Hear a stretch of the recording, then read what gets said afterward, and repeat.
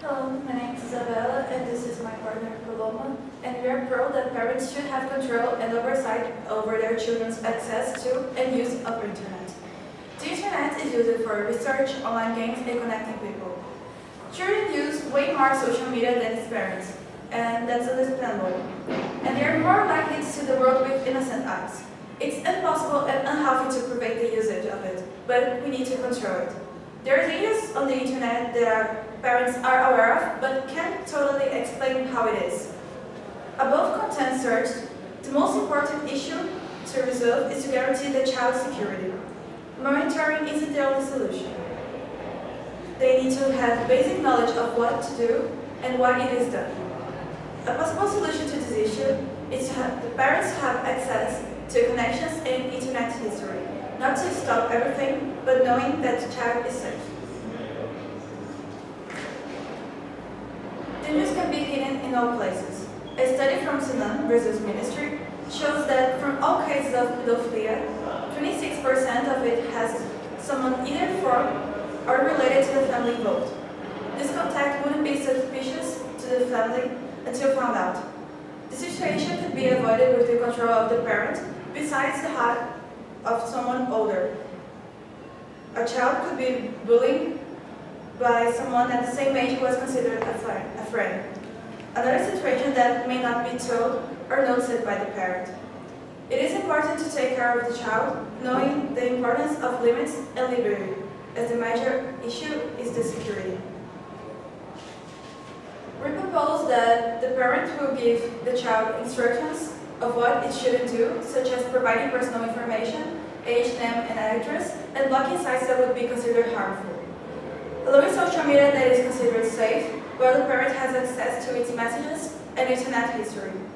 Showing educational content so the internet is being used properly, not only for fun, but acquiring knowledge. We define a child as a human being from 3 years old to 11 years old, and access to internet usage as being able to look through conversations and internet history. First of all, online predators are a threat. We agree. The best way to protect kids is by talking to them and warning them about people who aren't who they say they are. Another thing is that children need privacy. Only then they will learn from their own mistakes. Well, my name is Beatrice and my partner's name is Joanna, and we are the negative team, and our proposal is that parents shouldn't have control and oversight over their children's access to and use of internet. We don't deny that children are still learning and can make mistakes. We argue that giving more power to parents so they will have control and oversight over their children's use of the internet is not the most advisable and healthier way to care or have a relationship with their child. Respecting the child and giving them privacy will allow the parents to forge a much stronger bond with them instead of the kids seeing their parents as an evil dictator who they must work to avoid. Let's face it, kids nowadays know more about internet than their parents. And giving them the use of internet, it's also a right of expression. Each kid has its own personality and they need to learn and do things for themselves. We will prove that solution is not to control the kids' access to internet, but the capability of having a good conversation with them.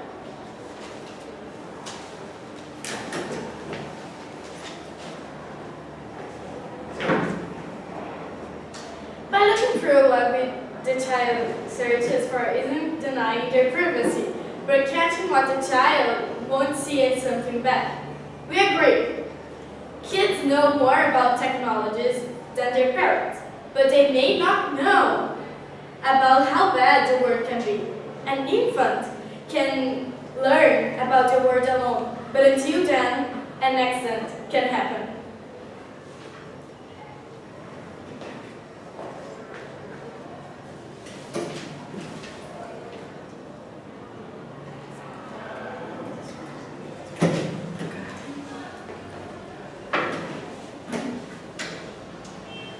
Monitoring is a method, but there are others that are correlated, such as blocking sites that could be considered dangerous. For for example, pornography and dating, that wouldn't be benefits, only harm. The child is only a victim. A study coordinated by a consulting in São Paulo showed that 65% of the children don't have any rules, neither limited time while using the internet. This proposal don't do much to prevent the child from getting harmed, but still is the most common. A parent that is worried about what places on the internet his child is searching has the same mentality as a parent that searches what streets the infant is walking by. To see for all the sites the child will enter is not only a matter of security, but understanding your infant. Kids have way more contact with technology than their parents. They were born with it, right in their hands. And the parents may seek for what the child is looking for in order to understand its mentality. Security is primarily involved, but it is also important to highlight that parents are always doing their best for their children. Looking through their internet history of your child with the constant fear that something may be wrong with it isn't fun. It is necessary for the good maintenance of this place with no written rules or actual faces, the internet.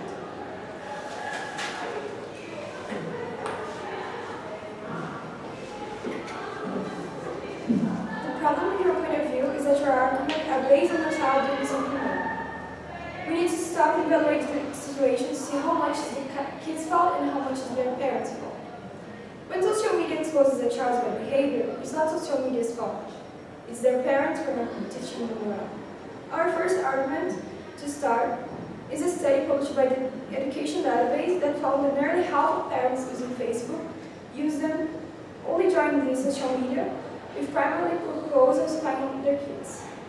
All but 7% of those parents check their child profile every single day. That's unhealthy because unless the parents want to imprison their child in a room with absolutely no contact to the outside world, they are going to communicate with other people without their parents' knowledge. Going behind the child's back will only push them towards secrecy. It's fallacious to say that by controlling what kids are accessing on the internet, the parents will protect them more. A better way to shield kids from danger is to leave them prepared for a time when parents aren't there to protect them. When a kid is more independent, they get more responsible for their actions. The parents don't have a reason to spy on someone who meets his responsibilities and is stressful. So, parents should talk with their child instead of controlling all their steps.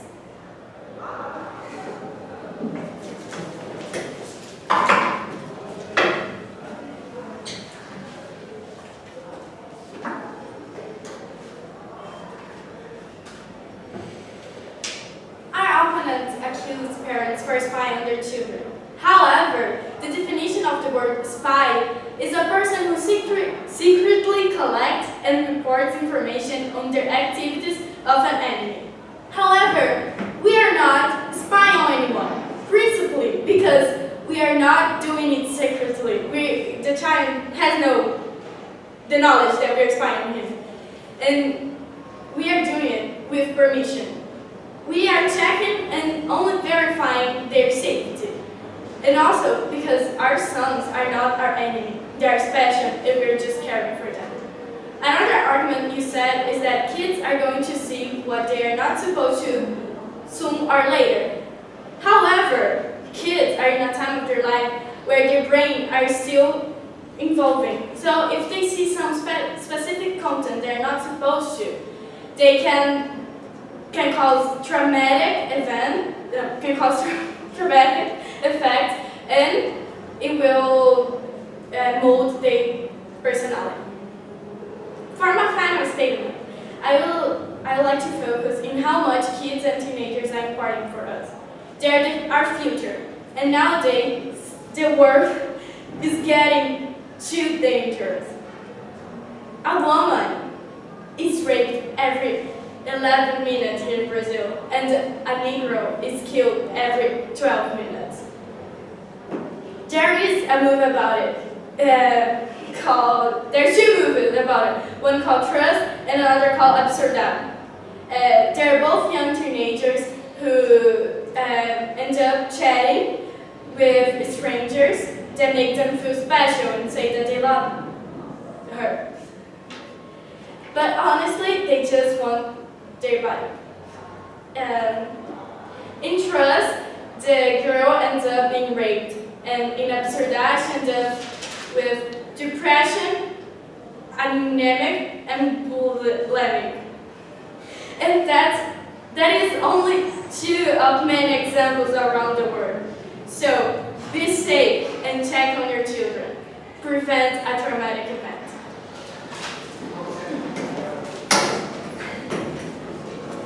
We agree that kids are full of surprises, and parents do what they need to do to avoid bad surprises. But everything has a limit. If something bad happens, when is the kid's fault, and when starts being the parents' bad way of teaching them? If parents think it's okay to spy on their children, then why don't they think that their government spying on them is okay? In the end, the affirmative proposal is one that, while well-intended, is not the right solution. Thank you.